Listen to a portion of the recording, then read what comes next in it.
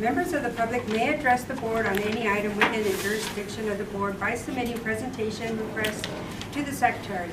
Members of the public are strongly urged not to mention personnel by name and are reminded that they do not have immunity from legal action if personnel are named. The board may limit each speaker to 3 minutes with a total of 20 minutes per topic. People wishing to speak on an item that are not on the board agenda will be called upon when that item is considered. People wishing to speak on items that are not on the board agenda will be called upon at this time. Since the board generally cannot take action on items not on the agenda, such items will be referred to the superintendent for handling. A recording of this message is being made and shall be kept for 30 days as public record. Pledge of Allegiance led by Mr. Vincelet. You should sit in the front. In red. That was mine and I gave it to you. Doing roll call, Sandy Kirk. David Gregg. Here. Mario Gutierrez. Here. Michaela Gutierrez is not here, the student. Okay, and myself. Do I hear a motion? Motion that we accept the agenda? Second. Second by Kirk. All in favor? Aye. Aye. Okay, business and operations. So let's start with Kimberly Smith. Oh.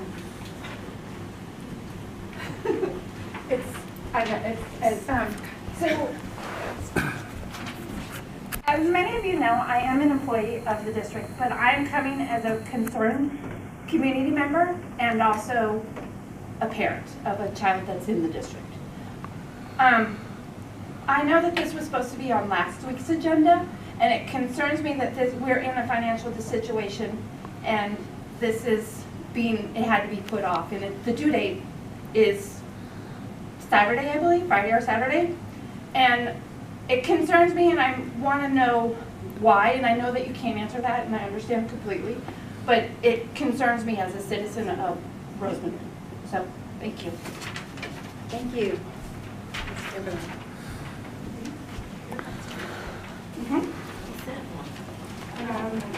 And I couldn't hear. We couldn't hear anything. Mr. Mark Naderman.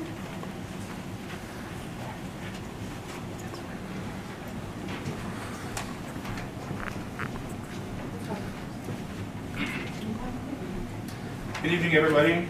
Big crowd today. I wanted to follow up and ask some questions regarding the proposal for solar presented on board meeting August 15th.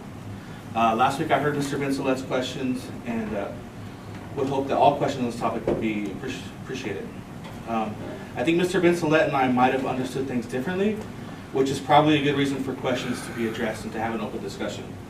It is my understanding, based on the proposal, that this would involve the solar proposal would involve zero capital out of district's pockets, avoid an increase of energy debt, and give the district up to $2.4 million in district improvement funds.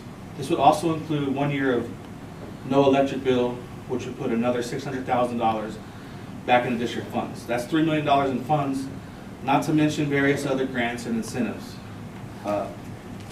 It is also my understanding that this proposal allowed anybody else to come and try to outbid the current proposal, so we could even maybe get a better deal. These funds will go a long way in decreasing our debt and paying back the county and helping us get out of this big program. Thank you. Well, I'll respond to that. So it's actually correct. It's open to anybody to put up the bid. Obviously, we would have to agree to add it as an agenda item to even create a discussion for it. And essentially, we would also, the proposal is correct. It's as if, a great way to explain it would be if Southern California Edison came here and said, listen, we'd like to put solar on your roof. And for letting us put it on your roof, we're going to give you $2.5 million. And oh, by the way, we'll lock in your rates for the next 10, 15 years if you want. And to sort of add some icing on top of the cake, we will also grant you no electric bill for the first year. So that was essentially the pitch. And so I apologize if there was any confusion about what that was. We can respond briefly. And that was a brief response to Yeah. their misunderstanding. I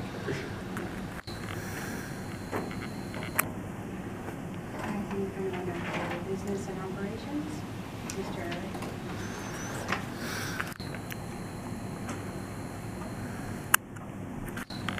So today, there is a presentation. And Eric, just for clarification, could you explain to them why? you Just didn't because I hear us? couldn't hear, I know that I heard that somebody did say, I'm sorry that, I know it's out of order, but that I couldn't hear at the last board meeting, because I was at the last board meeting, so. Okay. Yeah. So I was working on unaudited actuals, and I have to do it in collaboration with the county. And I gave them the draft, and the county came back and said, we need this and this and this and this, and we want to see this and this. So by that time, there was not enough time to get it on the agenda. Yeah. Okay. That was the Thank you, reason. And I'm sorry I couldn't hear you at the last board. Yeah, it was crowded. And Eric, you're not the only district. Yeah, There are a number of districts in the last 2 weeks, if I may, that have come through Kern County Superintendent of Schools to get their, unaudited actuals. And so probably last week and this week, a good number are doing just what he's doing. Okay. Yeah, it's not uncommon. No, and I understand that, but I just feel like and I know that I'm being, just because we're in such a financial crunch. No, it's an excellent question. You know what I mean? it's an That excellent question. we need to, I think we need, all eyes are on us. We want to do as much as possible where the eyes aren't on us. right, and that's part of it where I actually go to the county and sit and work on our financials with the county. That is like their priority at the moment. Okay. And they don't want us to bring something to the board that is questionable. So I they- appreciate that. This Thank is you. a lot of collaboration with them to Thank you. get to this point. Thank you. It's coming. All right, unaudited actuals for 2017-18. So that's last fiscal year. That's from July 1st, 2007 to June 30th, 2018. So this is a brief overview of what we're going to go over today. The reporting cycle, how the budget works throughout the year. An overview of unaudited actuals. A brief view of the other funds, Fund 11, Fund 13, 25, etc. A comparison of salaries and benefits, and a look ahead to this current fiscal year. All right, so this is really convoluted, but that's what school finance is in the state. It's the reporting cycle. Basically, everything revolves around the LCAP, and the LCAP is a live document that can change throughout the year. So, as you can see, this is where we are right now, unaudited actuals for the month of September. The last action we really took on the finances was adopting the budget and the LCAP, and that was in June. The next time you'll see me do a presentation like this will be the first interim for the financial report on 18-19, that current fiscal year, and that's in December. So we'll concentrate on this right now, September, unaudited actuals. And there's one thing here, the third interim that we're required to do since we're a negative certified school district. So you see, it's a continuous loop. It never stops. We're working on possibly 3 fiscal years in 1 current year. So we have last year's, we have what we approved this year, and then we're already working on next fiscal year. It's a brief description of what the unaudited actuals is. Ed Code Section 42100 requires that on or before September 15th, the governing board shall approve in a format prescribed by the superintendent of public instruction an annual statement of all receipts and expenditures of the district for the preceding fiscal year, and shall file the statement with the county superintendent of schools.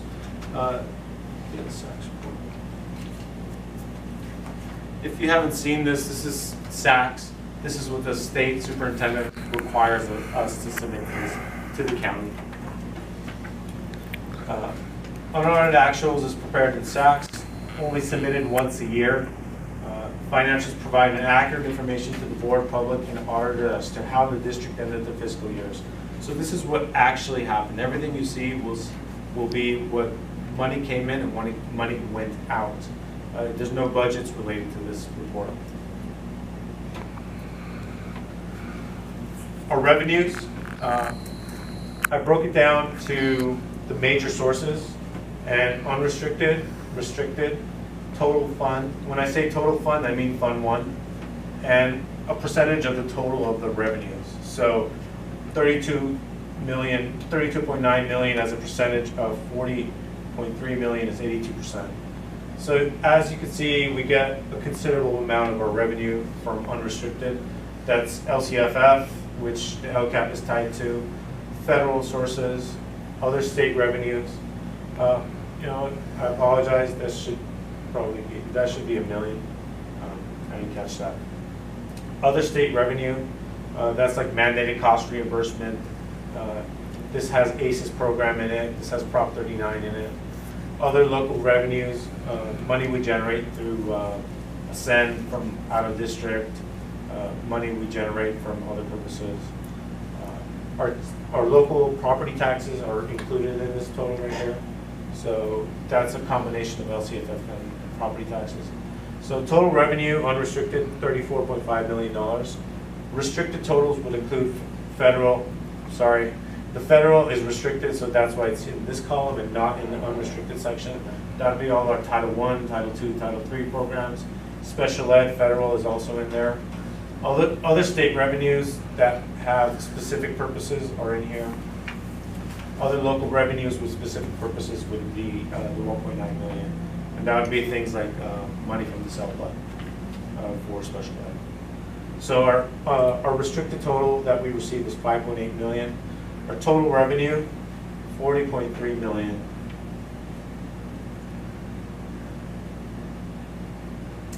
Our expenditures overview. So I broke it down in major categories: certificated, classified, employee benefits, books and supplies, services and other operating expenditures, capital outlay. This part right here is indirect cost rate. So the cost of doing business coming out of unrestricted, we charge it to restricted. And our total expenditures, I broke it down as a percentage of the total. So as you can see, when you combine unrestricted and restricted, this is your total spent on that category, and as a percentage of that total. So 17.1 million in certificated salaries. That includes certificated administrative salaries of teachers, counselors, and whatnot. 39% of our total. Classified salaries, $9 million. That's 21%. Employee benefits for all employees. That includes retirees. That's 12.5 million, which is 29% of our total revenue, or our total expenditures. Books and supplies, 1.7 million. That's cleaning equipment, instructional material, things like that. Services and other operating, that's utility bills, legal fees, auditors, outside services like occupational therapists and RNs that we contract with. Capital outlay, the only capital outlay we had really was school buses. This was a purchase that we made for special education. So 0.5%. Our total expenditures was 43.9 million, so $44 million. Other financing overview. So this is what was sent to other funds and what came into Fund 1 from other funds. So this 159,000, those were funds that we were able to get back from Fund 13 that we lent Fund 13, our food service fund. So we made a permanent loan into a temporary loan, and then we returned the funds. This 815,000 went to Fund 21. That was prior audit adjustments from 2015-16. 2016-17 that were never posted. So this is one of the items that we worked with the county that they required that we posted it in our unaudited actuals. Sorry. There's a bottle of water over here. I don't know. Did you say it's back in front?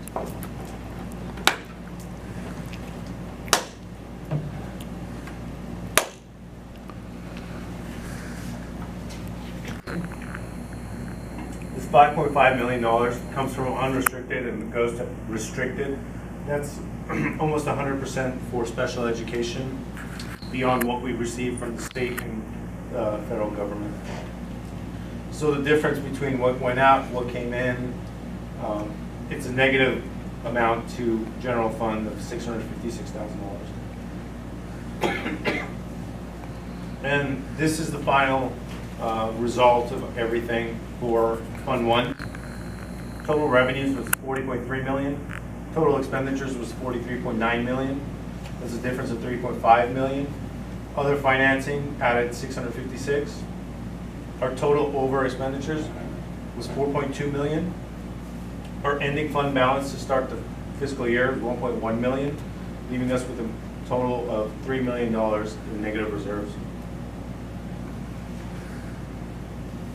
This is a brief overview of the other funds that we operate. Fund 11 is our adult ed fund. We have an ending fund balance of $199,000. Fund 13 has $2,500, and we always want to keep that as low as possible. Usually we have to justify any money that is left over in Fund 13. If we can't justify it, we have to return it. Can you explain what Fund 13 is for anybody who doesn't? Sorry, Fund 13 is our food service fund. So all food service employees, all purchases for food services are applied to Fund 13. Fund 21 is our building fund. That is what we use to build the school and put up portables. We had $6.8 million come in. Our expenses was $9.5 million. Our beginning fund balance is $3.2 million, leaving us with a total of $503,000 for the year. And Fund 25 is our developer fee funds. So if you build a house or you want to add square footage to your house, you pay a developer fee. We received $407,000. We had expenses of $493,000. We had a beginning fund balance of $262,000, leaving us with $16,000 in our Fund 25.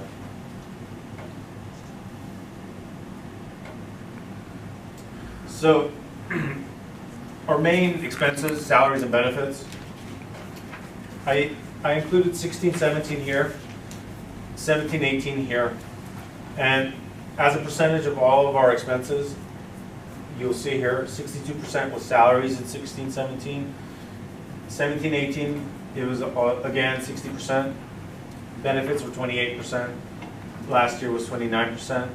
As a percentage of our total expenditures, in 16-17, 91% went to salaries and benefits. In 17-18, it went 88% to salaries and benefits. So from 16-17 to 17-18, total spending in salaries and benefits increased 14%. As a unified school district, we're 14% above statewide average per ADA spending on salaries and benefits. So for per ADA, we spend 14% more on salaries and benefits than a comparable unified school district per ADA. And that's according to eddata.org. That's a state website that basically pulls all of the information from the SACS reports and gives you all the information you can imagine. This is our current actuals for 18-19 for August, July and August and September. And I included only payroll here because that's our biggest expense. So last year from 16-17 to 17-18, you can see the percentage increase went up 13% in July, end of month. So end of month is all the main. So if you're a full-time employee, you're paid at the end of the month. At the mid-month, if you have anything above and beyond your full-time pay, like overtime or you're a substitute, you get paid at mid-month. That increased 9%. August end of month increased 8% from 16, 17, 17, 18. And in September, it decreased 9%. So last year compared to this year, July end of month was 10% less than we experienced in 17, 18. August end of month was 573% less than we experienced the year before. This is our largest expenditure so far. August end of month was 4% lower than we had in 17, 18. And the September extra duty pay and the substitute pay was 190% less than it was in 17, 18. So we're making significant progress in our expenditures. And that wraps up my presentation. Feel free to ask any questions. Yeah, I did my calculations. I'm always doing little notes. Yeah, we're down at 85.6% on our This year? salaries and benefits. Yeah. So we're heading in the right direction. Thank you. I have a few questions on just some details. Our Fund 11, there's a negative revenue for line item 3, 547,000. What's that? That was money that was fronted to us for a construction project. The construction project was beyond, the scope was beyond what we could afford in terms of our matching funds. So we were required to return those funds to the consortium. Okay. Was that part of our initial budget and it impacted us basically by $1 million? Fund 11, yeah. It Okay. didn't affect Fund 1, Okay. but it did affect Fund 11. And that's the way the consortium works. It's, you submit your grant to the consortium, what you want money to be used for, and the expectation is you'll use it for that purpose. We had initial architectural drawings for this project, but the scope was, we would never be able to complete it with the amount of money we had and the cost out of pocket. It was just not feasible. So if you are awarded that grant and you don't spend those funds in X amount of time, the consortium asks that you return it. Okay. They're required for you to return it. Sure, someone else can. Yeah. Okay. But we've already been told, if this ever comes up again, please submit your grant, and you shouldn't have a problem with funding. Okay. Was it for a specific program that we had? Yes. So adult ed, is that welding? No, it was actually for the airframes and, is it power plant and airframe or something like that? Airframe manufacturing, I believe. Okay. So It was for shade structures as well as portable, as well as upgrading the. extra classrooms essentially. Yeah. Okay. For that program. For that program. But the cost, because it was planned on the high school campus, the cost of concrete, the cost of flat work, transformers had to be upgraded, the cost of steel is just, we're looking at a $3 million project where what we received was Not 600,000. Yeah. And that money doesn't actually affect the actual budget. That money has to stay in the. Specifically for the capital expenditures. Okay. Yeah, so we could scale it down and go back and ask for a more realistic amount of money for what we're able to deliver here. Okay. Because it was just, the cost was beyond what we would cover. We didn't have the funds anywhere to cover the cost. And if we began the project, it would never have finished. I think the district needs to repay its loans first, obviously. Correct. Okay. So the second one, then, thank you very much, is child nutrition. You have unaudited actuals plus the difference for our budget. For the rest of the board, it says page 4 of Form 13. First line item, child nutrition programs, 1.875 million was our actuals last year, and we're increasing that to 2.3 million this year. Is that anticipating page 4 of Form 13? Oh, Form 13. Form 13. Thank you. Is that because we have an increase in enrollment? I thought we were decreased enrollment this year so far. In our sales or in our salary? In our revenue, federal revenue. Oh, our federal revenue? Yeah, we saw a spike in participation last year, about 10 to 15%. That is going to decrease because of our decreased enrollment. But we do see an increase in participation in food services, definitely. All right. Well, because it also coincides with another question regarding the cafeteria fund, professional consulting services. So this is page 6 of Form 13 as well. Last year we spent 1.3 million in that area, and now we have a budget of 0. Are we just not doing something anymore? No, for whatever reason, there was no budget attached to that, but it's going to be what we spent. The new contract we signed was, I believe, a 2.5% increase in the cost. So anticipate that with the 2.5% kicker. But that also is going to be lower because of lower enrollment. Okay. And that basically is the cost of all of our raw products. Okay. All of the material we purchase that we serve is where you see that. Okay, so that essentially addresses the issue that I had, which was we're showing 1.6 million left over at the end of the day. But you're saying that's not technically correct because once we actuate that contract, it gets wiped. Yeah. Okay. Yeah. There's no number there because the contract was so the contract has to be approved by CDE. Okay. It's approved by CDE now, and that number will be there at first interim. But it will be lower than what we paid last year just because of the lack of the drop in enrollment. Okay. But it really, the drop in enrollment is offset by revenue. Drop in revenue enrollment is offset by cost as well. So it's a non-issue. Yeah, we only pay, and the way it works is we only pay for what is served. Okay. Any spoilage or waste, we don't pay for. So any meal that's served, we pay for. Okay. And anything else, we're not responsible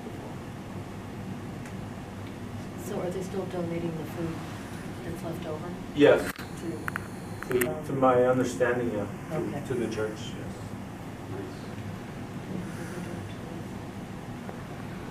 Let's see.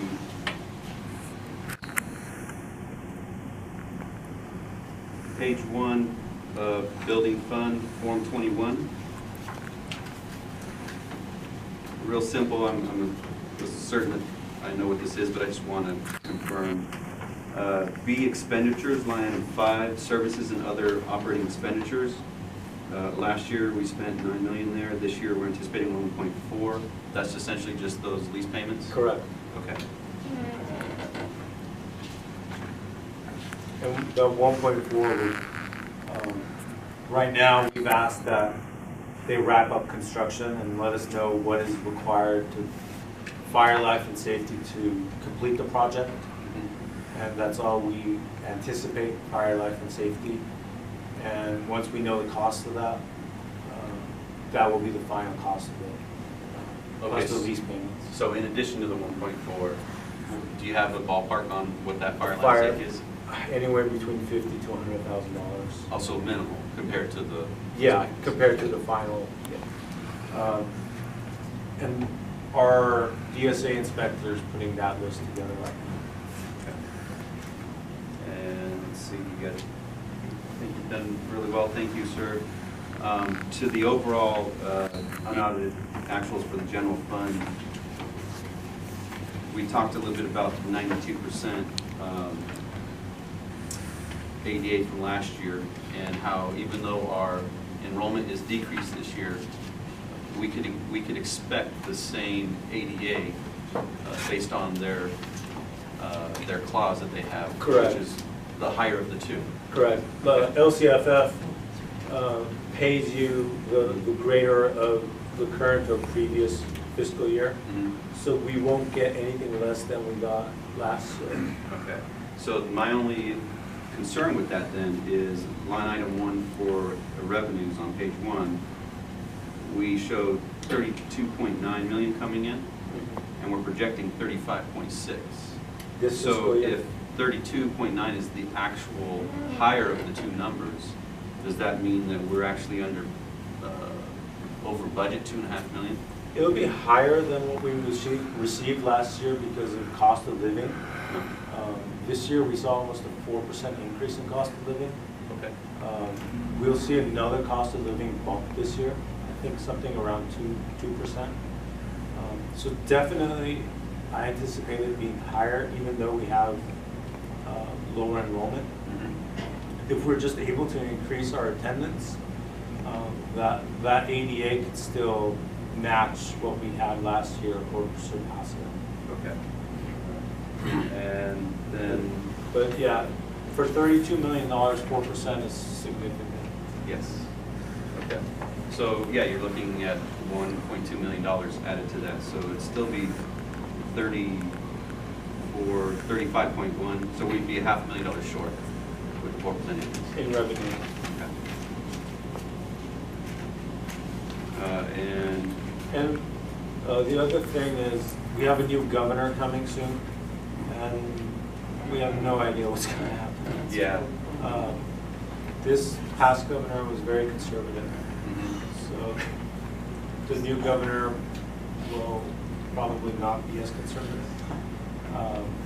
And the legislation, the Assembly and the Senate, they really want their priorities followed through on. Okay. And we'll see a lot, I think we'll see a lot of new grants, a lot of maybe bumps to LCFF as well this next few years. Okay. It looks positive. The only thing we could see as a downside in the future is a recession. There's no telling how bad or what that would mean for school districts. The last recession resulted in the state issuing IOUs. So school districts have to go and borrow money to make bills. We have a rainy day fund at the state, $20 billion. So the overall funding for school districts is $100 billion. So hopefully. So 1/5 of the year's covered. So Yeah. in a recession. Hopefully that covers any kind of shortfall that the recession will result in. But we as a district need to really address our structural deficit. It's there, it's not going away. We'll never, unless we address it, we won't be on stable ground. Okay. And my actuals, professional consulting services and operating expenditures, is that legal and accounting, or is that also, yeah, these are general funds, so it has to be, there's restricted and unrestricted. Yeah. What is that? Because only because we're going from 1.5 million down to basically $1 million. So how are we cutting $500,000? So that was a lot of software.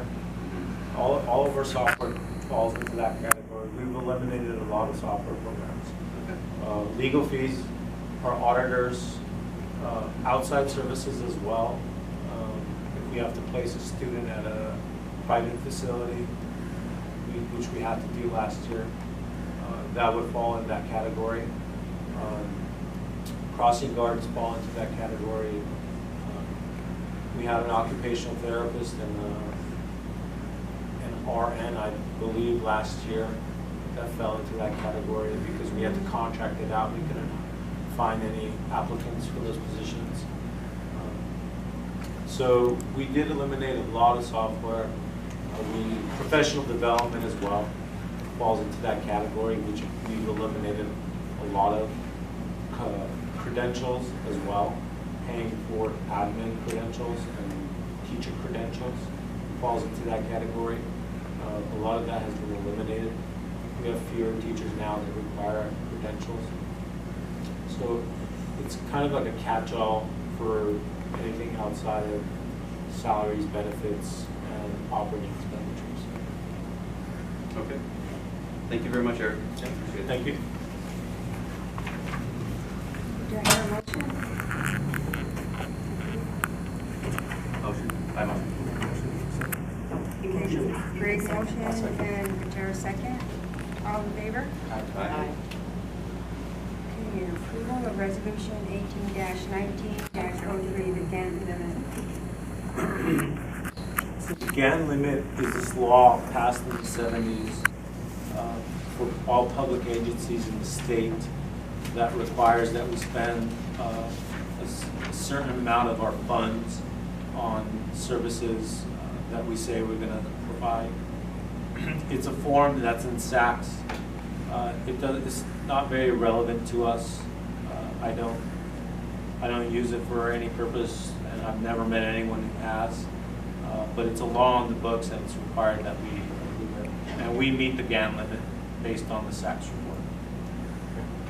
I'll make a motion to accept. Second by Kirk. All in favor? Aye. I'll make a motion to adjourn. Second. I'll second it. All in favor? Aye. At